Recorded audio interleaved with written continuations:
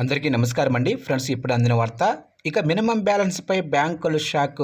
ఇక కొత్త రూల్స్, కొత్త ఛార్జీలు అంటూ అప్డేట్ అయితే వచ్చిందండి. అయితే ఇందుకు సంబంధించిన పూర్తి వివరాలు అయితే మన వీడియోలో తెలుసుకుందామండి.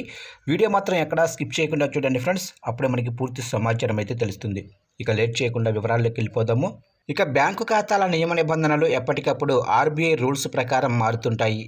దేశవ్యాప్తంగా అనేక బ్యాంకులు ఏప్రిల్ 1 నుంచి ఈ రూల్స్ మార్చబోతున్నాయి.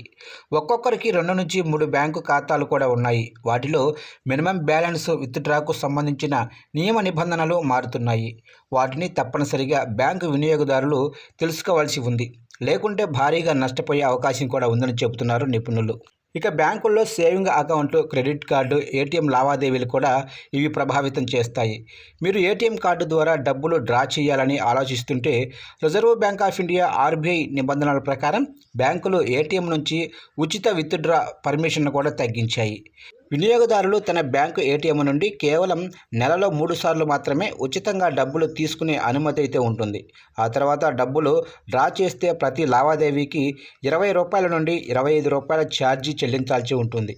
అంటే మీరు ఒక నెలలో 3 సార్ల కంటే ఎక్కువ వేరే బ్యాంకు ఏటీఎం నుండి డబ్బు తీసుకుంటే ప్రతిసారి కూడా మీరు ఛార్జీ చెల్లించాల్సి ఉంటుంది. ఇక మీరు ఏటీఎం ద్వారా నగదు తీసుకున్నట్లయితే ప్రస్తుతం ₹17 ఛార్జీ చెల్లించాలి. అయితే ఏప్రిల్ 1 నుంచి ₹19 పెరగనుంది. అంతేకాకుండా ఏటీఎం సెంటర్కి వెళ్ళి మినీ స్టేట్మెంటు, బ్యాలెన్స్ చెక్ చేసుకునే వారికి ప్రస్తుతం ₹6 ఛార్జీ. అయితే ప్రతి లావాదేవీకి ₹7 పెరుగుతుంది. ఇది మే నెల 1 నుంచి అమల్లోకి అయితే రానుంది. ఇక డిజిటల్ బ్యాంకింగ్లో కొత్త ఫీచర్స్ కూడా అందుబాటులోకి రానున్నాయని చెప్తున్నారు. డిజిటల్ బ్యాంకింగ్ ప్రోత్సహించడానికి బ్యాంకులు వినియోగదారుల కోసం అనేక ఫీచర్స్ తీసుకొస్తున్నాయి. కస్టమర్లు ఆన్లైన్ బ్యాంకింగ్ ద్వారా గతంలో కంటే మెరుగైన సేవలు పొందుతున్నారు.